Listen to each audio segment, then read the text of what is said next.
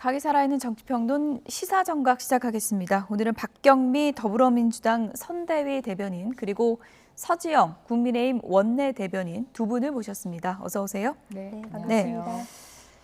국민의힘의 김용태 비대위원장, 윤 전 대통령에 대해서 정중하게 탈당을 권고하겠다. 오늘 그 날짜까지 언급을 했는데요. 그 내용부터 들어보겠습니다. 저는 이 문제는 주말까지는 매듭을 지어야 한다라고 생각을 합니다. 누가 서로 잘했다 잘못했다를 따지는 것은 저는 비생산적인 토론이라고 생각합니다. 저희 정당은 헌법 정신을 존중하는 정당이고 그렇다면 이 문제에 대해서 주말까지 조속히 마무리할 수 있도록 하겠습니다. 이 자진 탈당이 이루어지지 않으면 강제적인 조치도 가능한가요? 여러 가지 고민이 되는 지점이 있는데 제가 어제 말씀드렸던 내용 중에는 탈당 권고도 있지만 탈당 권고와 관계없이 저희가 당원 당규에 제도화를 하는 방안을 고민하고 있습니다. 네, 윤석열 전 대통령 탈당 여부 문제가 국민의힘 내부에서 논쟁이 뜨겁습니다. 김용태 비대위원장, 오늘 윤 전 대통령 측에 연락을 하겠다. 내가 주말까지는 매듭 짓겠다. 이런 입장을 공식적으로 밝혔는데요. 이게 김용태 비대위원장 혼자만의 생각일까요? 아니면 당내 이런 여론이 좀 모아졌을까요? 김용태 비대위원장께서 혼자만의 생각은 아니실 거라고 생각합니다. 네. 아마 그 당 여러 의원님들의 의견도 아마 청취하셨을 거고 네. 또 여러 가지 당원들의 의견도 나름대로 여러 방법을 통해서 청취하시고 그다음에 그런 말씀을 하시는 게 아닌가 생각하고 있습니다. 네. 당내 여러 사람들과 이제 상의를 했을 것 같다라고 하셨는데 후보와도 상의를 했을까요? 아마 후보님과도 여러 가지 말씀을 네. 나누시지 않았겠습니까? 네, 네. 그런 말씀 나눔 없이 또 김용태 위원장께서 개인적인 의견을 그렇게 하시는 건 아니시라고 생각하고요. 예. 또 후보께서도 우리 당 비대위원장으로서 비대위원장의 의견을 존중하실 거라고 생각을 합니다. 네. 김문수 후보도 아마 존중을 할 것 같다. 이렇게 이제 얘기를 해주셨는데 만약에 김용태 비대위원장이 정말 전화해서 탈당해 주셨으면 좋겠다라고 이제 의사를 전하면 윤석열 전 대통령은 어떤 반응을 보이게 될까요? 어떻게 예측하십니까? 글쎄요, 윤석열 대통령이 의사를 밝힌 바가 있잖아요.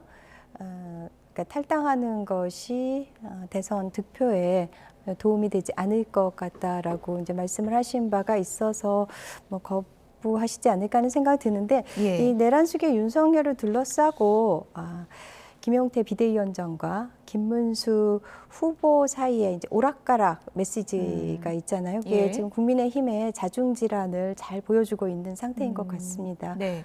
만약에 윤 전 대통령이 내가 자진 탈당은 안 하겠다. 당에서 결정해라라고 한다면 그 후 절차는 어떻게 되는 건가요?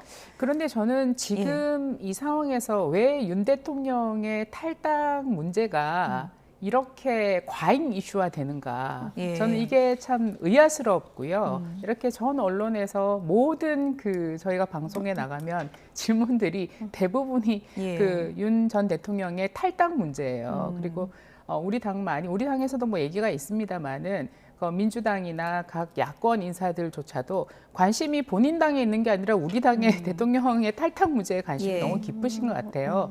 그래서 이렇게 지나치게 우리 당내에 지금 어떻게 탄핵 인용이 되고 여러 가지 사법적 판단을 받으신 전 대통령의 거취 문제에 대해서 당내의 거취 문제에 대해서 계속해서 지속적으로 이렇게 논의를 해 나가는 게 과연 누구한테 도움이 되는가 이런 생각도 일부 예. 듭니다. 예. 들고 그리고 또 하나는 윤 전 대통령의 입장이라고 얘기하는 것이 윤 대통령께서 직접 얘기하는 얘기가 밖으로 지금 나오는 건 아니에요.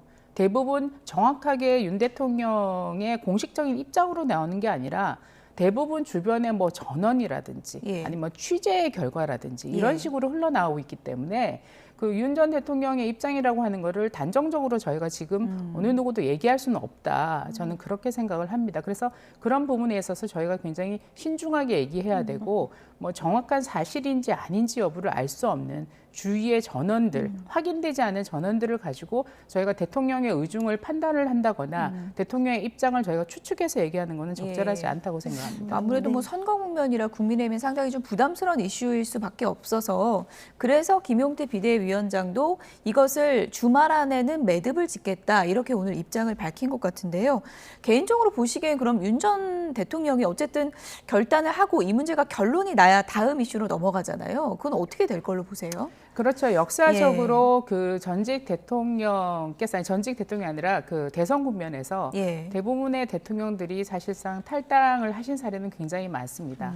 탈당을 하지 않으신 분이 문재인 전 대통령께서 당적을 유지하고 계시고 또 이명박 대통령께서도 대선 중에는 당적을 유지하고 계셨습니다. 그리고 박근혜 대통령 같은 경우에도 물론 탄핵을 당했습니다마는 대선 당시에는 당적을 유지하고 계셨어요. 대선 이후에 아마 2017년 아마 11월쯤에 그렇게 이제 당적을 잃게 되신 걸로 저는 기억을 하고 있습니다.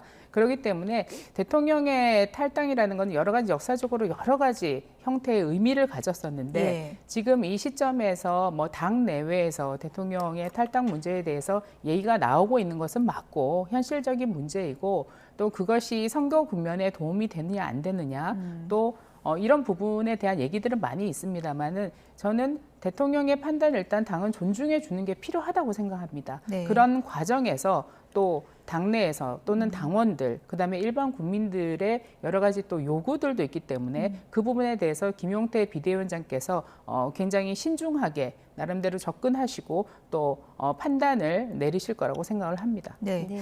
뭐, 지금 예, 서지영 말씀하시죠. 의원님께서 왜 이렇게 과도한 관심을 갖느냐, 예. 윤석열의 탈당에 대해서, 그리고 오늘 신동욱 수석 대변인도 비슷한 언급을 필요 이상의 관심이 쏟아지고 있다라는 언급을 하셨던데요. 윤석열이 1호 당원이잖아요. 그리고 매우 상징성을 갖는 일이기 때문에 이거는 당연히 짚고 넘어가야 하는 일이고요. 그리고 이전 대통령들과의 이제 전례를 비교하셨는데 심지어 탄핵을 당했던 박근혜 대통령과도 윤석열의 그 어떤 수위 차이는 큽니다. 이건 위헌 위법한 내란 수계이기 때문에 이전 사례와 비교하는 것은 적절치 않다고 생각을 하고요. 저는 이 김용태 비대위원장이 참 극한 직업일 것 같습니다. 이게 국민의힘이 윤 어게인, 뭐 전광훈 목사님 그 세력에서부터 그리고 이 한동훈 전 대표의 추종 세력까지 굉장히 다양한 스펙트럼을 가지고 있는데 그 중에서 어느 층에 이제 소구하는 메시지를 던지느냐 이 사이에서 혹시 윤 어게인이나 전광훈 목사님 쪽에 그 표를 얻으려면은 또 이제 좀 합리적인 보수 쪽이 떨어져 나갈 것이고 이런 그 계산을 하는 가운데서 굉장히 그 극한 직업을 수행하고 계시다라는 생각이 듭니다. 네, 윤 전 대통령 탈당을 두고 당내에서도 엇갈린 목소리들이 나오고 있습니다. 어떤 얘기들이 나오고 있는지 들어보시죠. 파면당하지 않았습니까? 예. 국민들을 대신 배반했던 대통령이 파면을 당했습니다. 파면당한 대통령을 거들어 1호 당원으로 둔다면 그 선거를 하지 말자는 거하고 똑같거든요.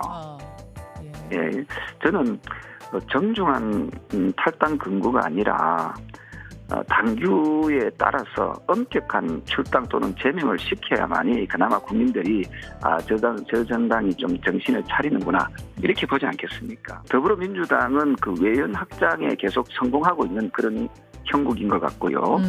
우리 당 국민의힘은 외연 확장에 좀 실패하고 있다 이렇게 보고 있습니다. 조경태 의원 말씀대로라면 힘으로 찍어내는 그런 방식으로는 시너지 효과가 나지 않을 것 같고요. 네. 이를테면 민주당 같은 경우는 지금 왼쪽 끝부터 나름의 오른쪽까지 스펙트럼을 넓게 가져가려고 하는데 국민의힘도 중도를 향한 확장 노력이 분명히 필요합니다. 이때다 싶어서 이 문제를 우리 개파의 이득으로 뭔가를 얻어내야겠다. 정치적으로 특정 세력을 찍어내야겠다. 이런 시각으로 접근하는 건 좀 사리사욕에 가깝지 않나 하는 생각이 듭니다.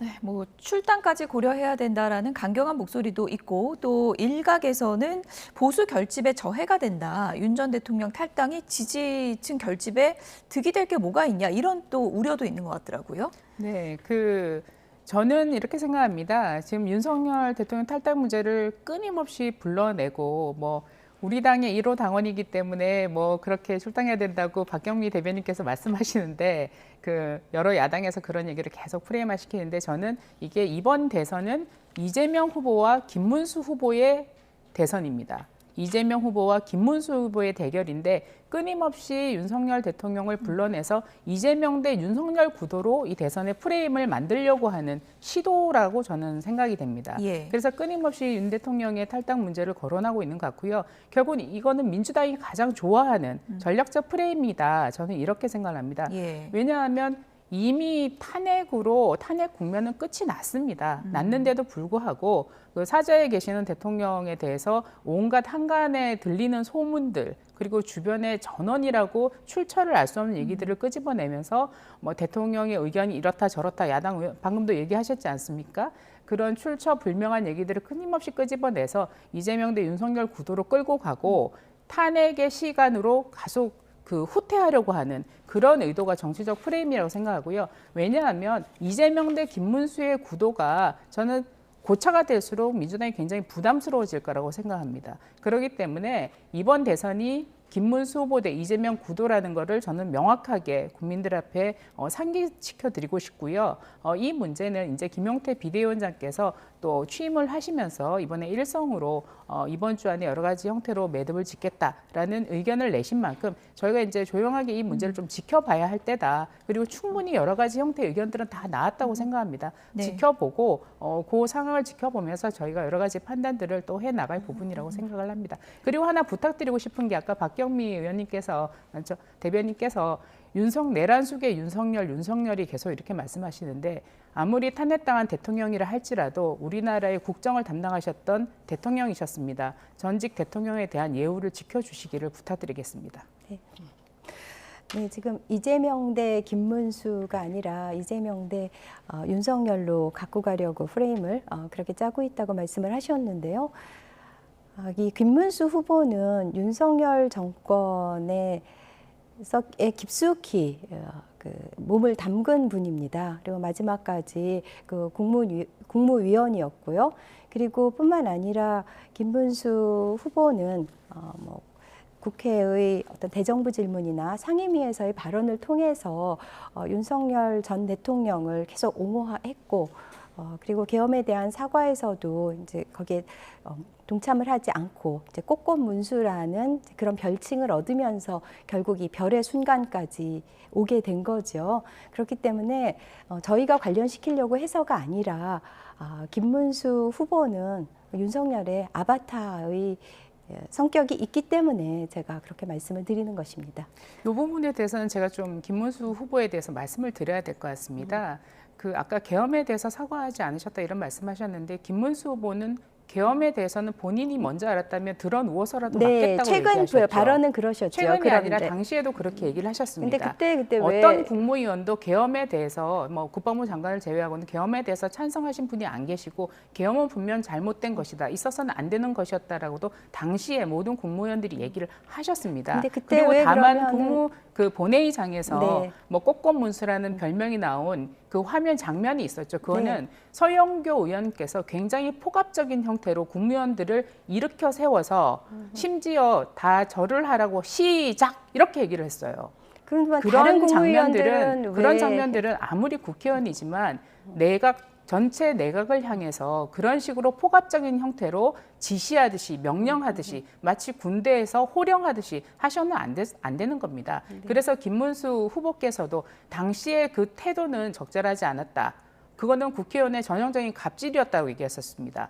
계엄에 대해서 사과를 하지 않은 게 아니라 계엄이 잘했다는 게 아니라 그러한 국회의원의 태도는 부적절했다는 것을 지적하기 위해서 본인은 일어서지 않았다라고 분명히 말씀하셨습니다. 근데 그 자리 반론도 좀 듣겠습니다. 근데 그 자리는 국회의원들에 대해서 본회의장에 있는 의원들에 대해서 사과를 하라는 게 아니라 국민들에게 사과를 하라는 자리였고 그렇게 폭압적이라고 말씀을 하셨는데 김문수 당시 장관을 제외한 나머지 분들은 그 폭압에 그러면은 다 복종을 하신 건가요? 다른 분들은 다 하셨잖아요. 국무위원 전체에게 한덕수 총리가 사과를 하셨죠. 먼저 고개 숙여 사과하셨죠.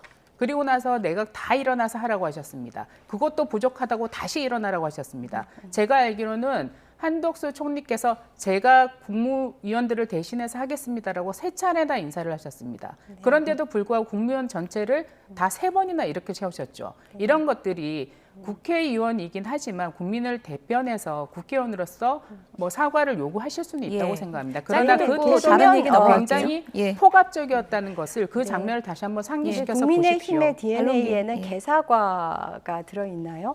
아니 직접 거기 계신 분들이 사과를 하면 되지 뭐 굳이 이렇게 총리께서 대리 사과를 하십니까? 그리고 굉장히 적절하지 않은 표현을 쓰시면서 다시 한번 이 자리에서 국무위원들을 모욕하시는 거에 대해서 사과하시기 바랍니다. 뭐 왜 사과를 할까요? 거기 계신 국무위원들이 다 같이 사과를 하면 될 거를 왜 한덕수 예. 총리가 대신 사과를 합니까? 제가 방금 말씀드렸지 않습니까? 예. 한덕수 총리가 2번이나 하셨고 국무위원들이 3번이나 일어나셔서 하셨습니다. 네, 근데 김문수 장관은 안 하셨다는 거 그게 그렇게 중요한 고래고래 거죠. 소리 지르면서 하셔야 될 일은 아니라고 생각합니다. 그 부분은 이제 오늘 논점이 아니니까요. 하신 얘기 듣고 이제 보는 분들이 이제 많은 판단을 또 하실 것 같습니다. 김용태 비대위원장 뭐 극한 직업이라고도 이제 표현을 해주셨는데 여러 가지 난제 중에 하나가 이제 경선같이 치른 후보들 합류해서 하나의 이제 국민의 힘을 만드는 거에 총력을 지금 쏟고 있는데 한동훈 전 후보, 한동훈 전 대표 모습이 보이고 있지는 않습니다. 오늘 또 아침에 SNS에 이제 글을 올렸는데 한동훈 전 대표가 윤석열 전 대통령과 절연을 해야 한다 이런 글을 또 올렸더라고요. 한동훈 전 대표 합류시킬 수 있는 방안 어떤 게 있다고 보십니까? 물론 한동훈 대표께서는 우리 예. 당의 전 대표셨습니다. 그리고 이번에 대통령 후보 경선에 출마하셔서 최종 결선까지 올라가셨고 아깝게 석패하신 분이죠. 당에 대한 애정이 누구보다도 뜨겁고 깊은 분이라고 저는 생각을 합니다. 예. 그렇기 때문에 한동훈 대표님의 입장에서 또 본인의 정치적인 관점에서 여러 가지 요구를 하실 수 있다고 생각을 합니다. 그렇지만 우리 당에 대한 기본적인 애정 그리고 또 이재명 세력이 이 나라를 뒤흔들어서는 안 된다는 데 대해서는 누구보다도 앞장서서 입장을 내고 계십니다. 그렇기 때문에 한동훈 대표께서는 또 한동훈 대표께서 우리 당내에 요구하는 것도 계시지만 정치적인 메시지를 끊임없이 내시면서 이번 대선 국면에서 또 역할을 하고 계십니다. 그런 부분을 균형 있게 봐주시기를 저는 부탁드리고요. 예. 지금 뭐 온라인상으로 여러 가지 활동도 많이 하시고 계신데 저는 머지않아 한동훈 대표께서도 아주 전선에 나서셔서 이재명 세력의 집권을 막기 위해 최선의 총력을 다하실 거라고 네. 기대하고 있습니다. 유세차에 언젠간 올라갈 것이다 이렇게 기대하고 있다. 여러 가지 방법이 있겠죠. 예. 예. 그런데 이제 계속해서 SNS를 통해서 윤석열 전 대통령과의 거리두기, 절연 이런 것들을 언급하고 있는데 어떻게 보면 한동훈 전 대표가 참전할 수 있는 명분을 좀 달라 이런 얘기 같거든요. 그건 어떻게 보세요? 한동훈 대표도 이제 어떤 명분이 있어야 이제 계기가 있어야지 이제 참전을 하실 텐데요. 뭐 그 첫 번째 계기는 윤석열 전 대통령을 뭐 출당시키던 재무용시키던 그런 좀 단호한 방안일 거라고 생각을 합니다. 내란의 내란 수계라는 말을 쓰지 말라고 하시니까 그렇지만 뭐 내란 수계를 내란 수계라고 하지 어떻게 다르게 부르겠습니까? 어쨌든 위법한 그 내란을 일으킨 윤석열 전 대통령을 끌어안고 있는 한은 한동훈 전 대표가 예. 합류하기 어렵지 않을까라고 생각을 하고요. 굉장히 환골탈퇴하는 특단의 조치가 있지 않은 한은 아마 합류하시기 어려울 거라고 생각합니다. 네. 안철수 의원은 김문수 후보를 적극 도와야 한다라고 하면서 한동훈 전 대표를 향해 이런 말을 하기도 했는데요. 어떤 얘기인지 들어보시죠. 한동훈 전 대표님, 과자 먹으며 인터넷 라이브 방송하실 때가 아닙니다. 페이스북 글 몇 줄로는 이재명 후보를 이길 수 없습니다. 이제는 거리로 나오십시오. 당원의 손으로 당대표가 되신 분이라면 이제 당과 대한민국을 지키는 일에 나서 주십시오. 그것은 선택이 아니라 책임입니다. 나중에 뒷감당을 어떻게 하려고 하십니까? 라방에 대한 얘기를 많이 하십니다. 연락 오셔서 우려하는 목소리도 많습니다. 라방의 조회수가 지금 보면은 한 70만, 80만입니다. 그럼 거기서 목소리를 낸다면 그래도 관심을 없던 분들 그리고 당원들 이탈했던 당원들이 조금이라도 아직 합리적인 목소리가 남아 있구나. 그래도 우리를 좀 봐주시지 않을까 하는 생각을 합니다. 네, 이렇게 라이브 방송을 이어가는 문제에 대해서 당내에서 이런저런 얘기가 나오고 있는 것 같은데 지금은 김문수 후보를 돕는 게 내가 중요한 게 아니라 나의 정치 여정을 위해서는 한동훈만의 공간을 이어가는 것이 더 중요하다. 뭐 이런 판단 때문이다라는 분석도 많거든요. 어떻게 보세요?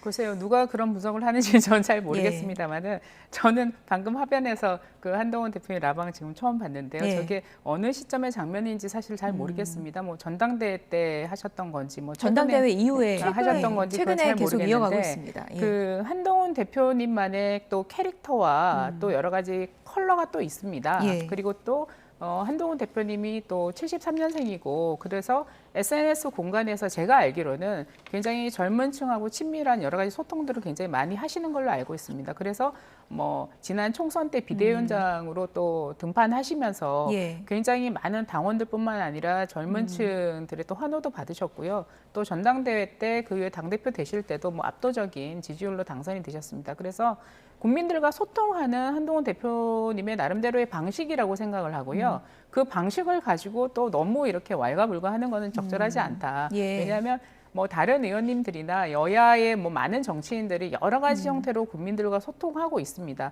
그 소통의 한 방식을 가지고 뭐 이게 어떻다 저게 어떻다라고 평가하는 것은 조금 지나치다고 생각하고요. 아까도 말씀드렸지만 한동훈 대표께서 여러 가지 형태로 또 지금 현 정치 상황에 대한 입장들을 많이 내시고 있기 때문에 그리고 전당대회 과정에서도 굉장히 많은 그 정치적 메시지를 내왔고 그다음에 또 민주당에 대해서 많은 비판을 해왔고 또 이대로는 안 된다. 이대로 대한민국 이렇게 그 민주당 정권 내줄 수 없다라는 여러 가지 입장들을 천명해 왔습니다. 그것의 연장선상에 계속 서 계신다고 생각하고요.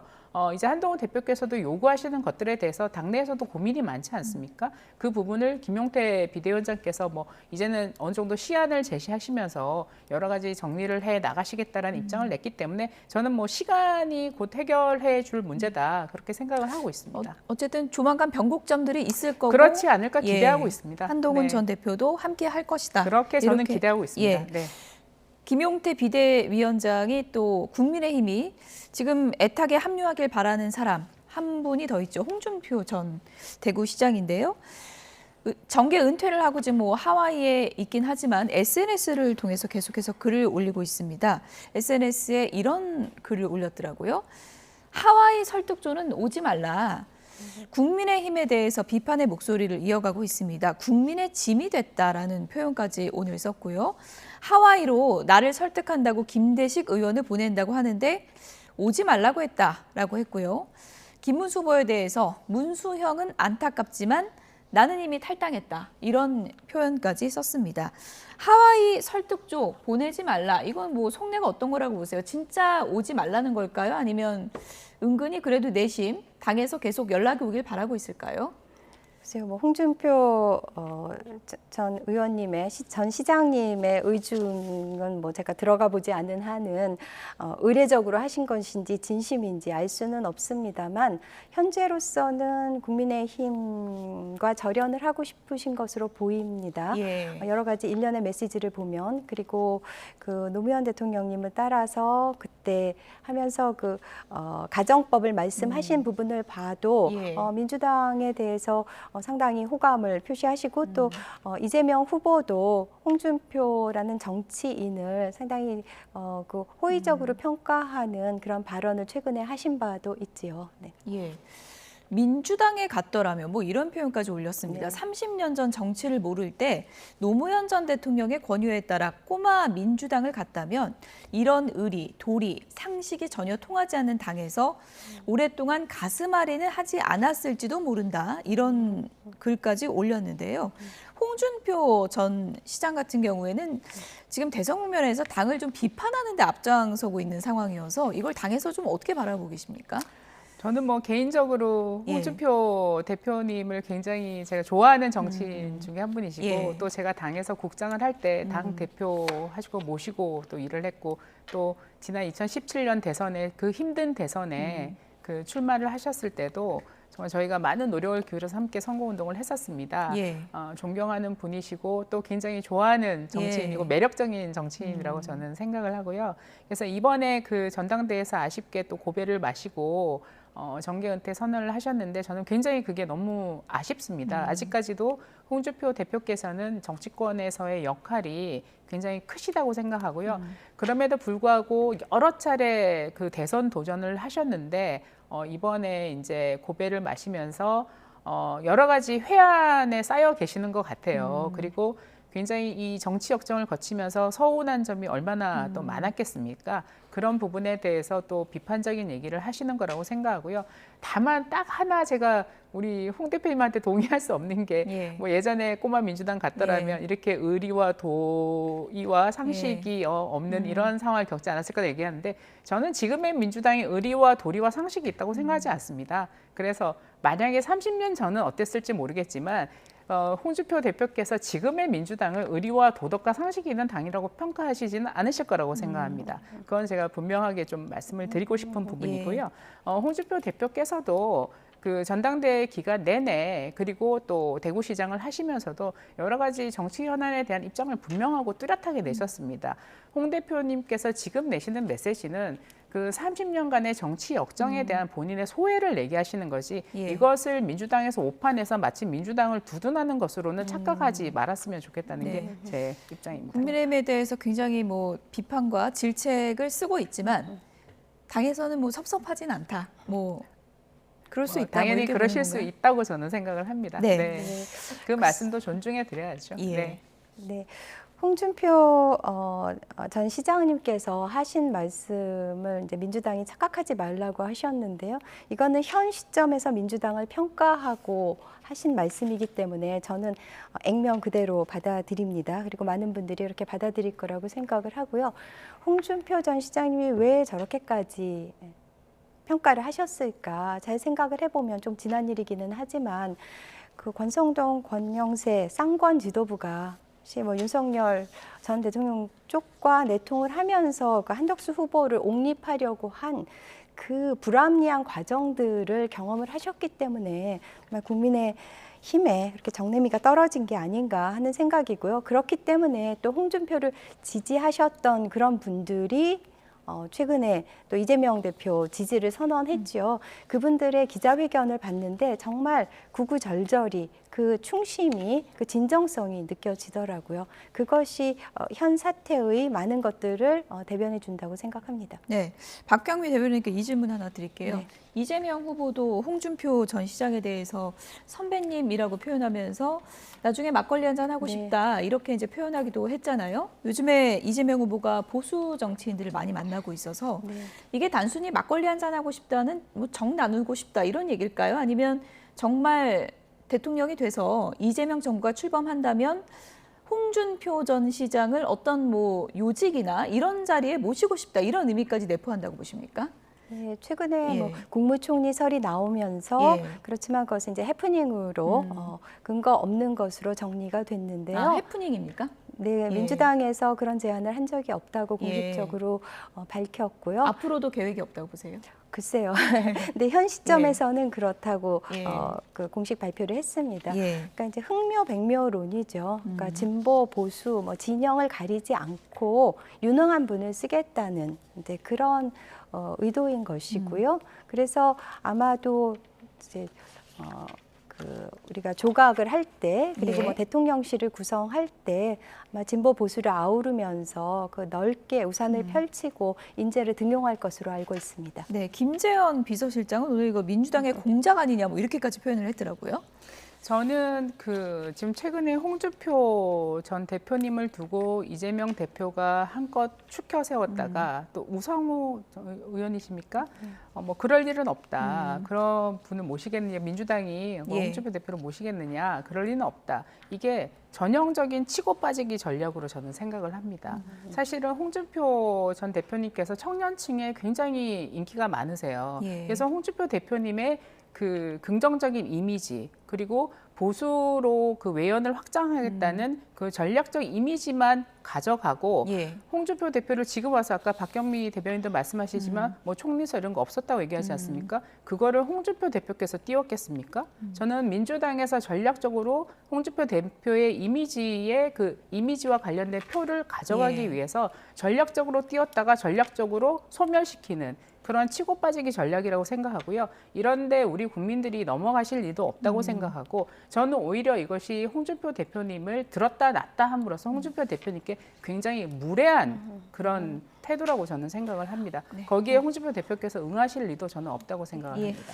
글쎄요, 그 뉴스의 진원지가 어디인지는 현재 밝혀진 거는 없잖아요. 그런데 그것이 아니 띄운 거는 네. 이재명 대표고 또 그럴 리는 없다는 거는 그러니까 우상호 국무총리로서가 의원이 하지 아니라 않았습니까? 그냥 네. 정치인으로서 홍준표 전 시장을 이제 호의적으로 평가하는 그런 발언을 하신 것이죠. 근데 국무총리설을 민주당이 띄웠다가 전략적으로 또 전략적으로 회수했다 이렇게 말씀을 단정적으로 하시는 것은 적절치 않아 보입니다. 네. 그것이 출처가 어딘지는 저희도 정확히 모르기 때문에 네. 추후에 그 출처가 밝혀질지는 좀 보겠고요. 어쨌든 보수 쪽으로도 표심을 넓히려고 노력하고 있는 이재명 후보, 본인의 집권시를 염두에 둔 차기 정부의 이름도 공개를 했습니다. 어떤 내용인지 들어보시죠. 다음 정부의 이름은 어떻게 지을까를 많은 사람들이 고민을 하고 계세요. 뭐라고 할까요? 그 정부의 상징은 저는 국민 주권이라고 생각합니다. 국민 주권 정부. 그리고 또 한편으로 국민들이 너무 갈갈이 찢어져 있어요. 세상에 음지 있고 양지 있는 것 아닙니까? 산이 있어야 골이 있는 것 아닙니까? 어떻게 내 편은 다 괜찮고 상대편은 싹 죽여 없애면 다 내 편만 남습니까, 여러분? 그게 행복하고 바람직한 세상입니까? 네, 국민주권 정부 어떤 의미를 담은 건가요? 네, 최초의 민주정부가 김대중 정부, 국민의 정부였죠. 예. 이제 거기에서 이제 한 발 더 나간 국민 주권 정부라는 건데요. 우리가 잘 아시다시피 지난 12.3 계엄에서부터 그것을 국회에서 탄핵소추안이 가결되게 만든 것도 그 광장의 시민들이었고요. 예. 그리고 4월 4일 헌법재판소에서 탄핵안이 인용되기까지도 그 빛의 혁명에 참여했던 그 수많은 국민들의 어떤 힘이었습니다. 그래서 예. 국민들의 힘으로 정치를 한다. 이거는 어느 정치인이나 내뱉는 그런 레토릭이지만은 이재명 대표는 정말 국민을 믿고 간다. 국민들 덕에 여기까지 왔다. 그리고 정치는 정치인이 하는 것 같지만 예. 사실은 국민들이 하는 것이다. 그리고 정치인은 국민들의 도구이다. 이런 말씀을 계속 해오고 계시고 그것이 이재명 후보의 정치 철학이기도 합니다. 국민 주권이라는 것에 방점이 찍혀 있는 이제 그런 행보를 보여왔고 우리의 정치 상황이 그래왔고 그다음에 이번 대선에서 정권 교체를 한다면 그 국민들의 국민 주권의 힘으로 이루는 것이기 때문에 현재의 상황을 잘 반영한 네이밍이라고 생각합니다. 김대중 정부가 국민의 정부를 내세웠던 걸 상기시키기 위해서 이런 명칭을 지은 게 아니냐 이런 시각들이 있던데요. 어떤 의미가 좀 담겨 있다고 보십니까?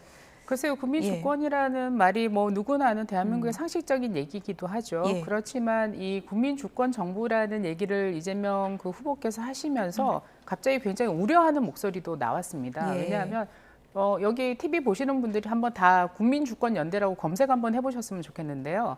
국민주권시대, 국민주권연대라는 것이 출범을 했어요. 뭐 국민주권당도 있는지 얼핏 제가 들었던 것 같은데 예. 대표적인 NL계의 극자 세력이라고 평가를 받고 있습니다. 그래서 뜬금없이 갑자기 이재명 후보께서 국민주권 정부를 얘기하시면서 그 예전에 그런 이제 민주당 쪽에 몸을 담으셨다가 이제는 이제 보수적인 목소리를 내시는 분들도 굉장히 우려하는 얘기들을 뭐 개인 SNS에 올리고 계세요. 그럴 리가 없을 거라고 저는 기대하고 싶습니다만 이렇게 이제 최근에 여러 가지 정부의 네이밍을 최근 정부들이 이제 최근에 예전에 뭐 국민의 정부, 참여 정부, 예. 뭐 열린 정부 이렇게 네이밍을 쓰다가 언젠가부터는 그냥 대통령 이름을 넣어서 박근혜 정부, 이명박 정부 이렇게 쓰고 있지 않습니까? 이런 흐름이 쭉 이어져 왔는데 굳이 이 시점에서 정부의 네이밍을 국민 주권으로 명명하는 것 이것이 저는 어떤 의미를 가지고 있는지 조금 의아스럽고요. 그러시면서 최근에 그것과 맞닿아 있는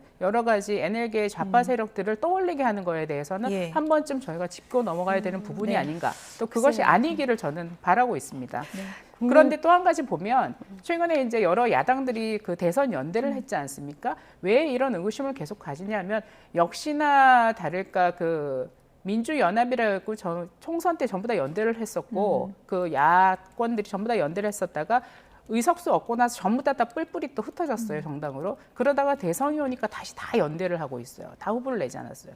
그중에 가장 심각한 게 진보당이죠. 지금 박경미 그 대변인께서 자꾸 내란 속에 내란 정당 이런 얘기를 하셨는데 진짜 내란 혐의를 가지고 당이 해산됐던 것은 진보당입니다. 통진당의 후예들이죠. 경기 동부연합의 주축이 됐었고 민노총과 아주 깊은 관계를 가지고 있지 않습니까? 그런데 이 당과 다시 연대를 하겠다. 그러면은 한미동맹 해체를 외치는 진보당과의 연대에 대해서 한미동맹 해체라는 주장에 대해서 민주당은 어떤 입장을 가지고 있는지 이재명 후보는 분명하게 입장을 밝히셔야 된다고 저는 생각을 합니다.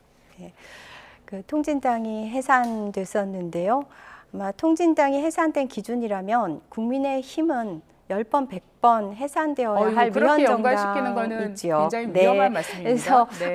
그 통진당을 해산시켰던 그 기준에 비추어 볼 때 국민의힘은 대선 후보를 낼 자격도 없는 정당이기는 합니다. 그리고 국민주권정부라는 데서 파생돼서 국민주권연대와 연결시키면서 NL계열 이렇게 가는 거는 좀 너무 가신 것 같은데요. 국민주권은 정치권에서 많이 쓰는 거의 굉장히 보편적인 개념이고 보통 명사인데 그거를 이렇게 연계시키는 건 적절치 않고 그렇다면은 김민전 의원이 했던 백골단 같은 경우 그거는 정말 특이한 명칭 아닙니까? 근데 그 백골단과 이 백골단이 다르다면서요. 거기는 명칭이 완전히 100% 싱크로율을 보이는데도 그렇게 그걸 정당화하셨으면서 국민주권 정부와 국민주권 연대를 연계시켜서 예. 우려를 표시하시는 거는 좀 과도하다는 네. 생각이고 저는 그런 우려를 들어보지 못했습니다. 뭐 이름 아니기를 안에 바랍니다. 기대와 그럼에도 우려가 불구하고 있는 거죠. 통진당의 예. 후예인 진보당과 대선 연대를 하시는 것에 대해서는 예. 통진당의 후예인 진보당의 여러 가지 정책적 내용들, 좌파적 정책에 대해서 예. 민주당은 입장을 분명히 밝히셔야 한다는 것을 네. 저는 말씀드리고 싶습니다. 끝으로 여론조사 좀 보고 두 분께 짧게 말씀 듣고 마무리를 좀 하도록 하겠습니다. 대선 후보 지지도 최근에 각 여론조사가 연이어제 발표가 되고 있고요. 오늘 나온 여론조사 좀 보겠습니다. 요즘에 뭐 수치가 조금씩 다른데 이제 뭐 대충 뭐 1강, 1중, 1약 이렇게 나타나는 구도가 많은 것 같고요. 이번 여론조사에서는 이재명 후보가 51, 김문수 후보 29, 이준석 8 이렇게 나타나고 있고요. 지역별로 좀 보겠습니다. 네, 지역별로 봤을 때 이제 PK 그러니까 부산 쪽에서 이 여론조사 갤럽을 봤을 때는 이제 이재명 후보가 이곳에서 41, 김문수 후보가 39, 오차범위 내긴 하지만 어쨌든 이재명 후보가 좀 앞서가는 형국으로 나왔고 김문수 후보 같은 경우에 이제 정당 지지도보다도 후보 지지도가 조금은 낮게 나오는 그런 이제 흐름을 보여주고 있어서 이게 후보가 좀 늦게 확정됐기 때문에 이제 상승세가 좀 더딘 건지 당 내에서는 좀 어떻게 분석을 하고 있습니까? 네, 뭐 이재명 후보께서는 뭐 대선 선거 운동을 지금 한 8년째 하고 계신 분 아닙니까? 네, 그렇기 때문에 그 뭐 캠페인 자체를 민주당의 모든 캠페인, 민주당의 모든 당력이 7, 8년 동안 이재명 후보 한 명에게로 집중이 돼 왔었기 때문에 뭐 아무래도 기본적인 그런 입지를 다지신 부분이 있다라고 생각하고요.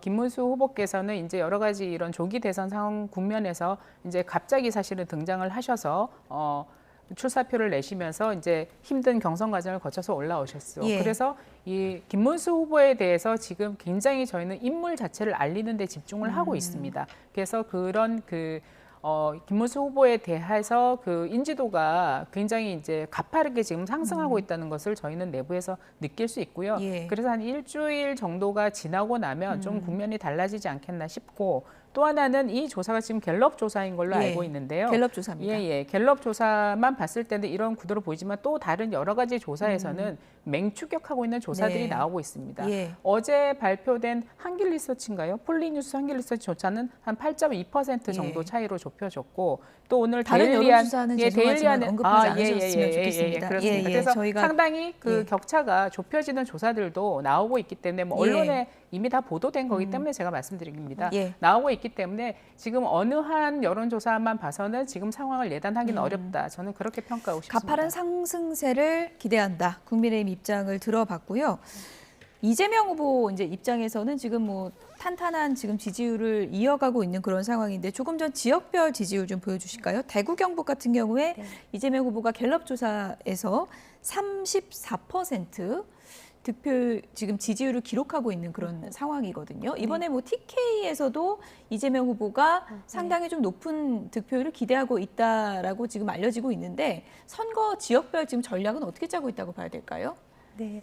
저희가 TK 지역을 벌써 3번째 가셨는데요. 예. 뭐 안동 출신이시기도 하고 그래서 우리가 30%의 벽을 넘은 적이 없는데 이번에는 그래도 3자를 찍을 수 있을 걸로 기대를 하고 있고요. 지금 갤럽 조사는 상당히 좀 고무적인 건가요? 그렇죠. 민주당 입장에서 네. 봐서요? 예. 네, 그러니까 서지영 의원님께서 언급하신 여론조사 중에 이제 RDD, ARS 방식에서는 좀 차이가 한 자릿수로 나타나는 것도 있기는 하지만은 대부분 안심번호, 전화 면접을 하는 뭐 갤럽이나 MBS 이런 경우들은 굉장히 좋은 흐름을 나타내고 있는 것은 사실입니다. 하지만 국민의힘도 지금 빠르게 전열을 정비하면서 예. 아마 추격전을 벌일 걸로 생각이 되고 저희도 예. 마지막까지 긴장의 끈을 놓지 않고 예. 최선을 다할 것입니다. 아마 시간이 흐르면서 이제 조금씩 그 격차는 줄어드는 흐름을 보일 거라고 생각하고 저희도 그에 대비해서 경계심을 갖고 만반의 준비를 하고 있습니다. 네.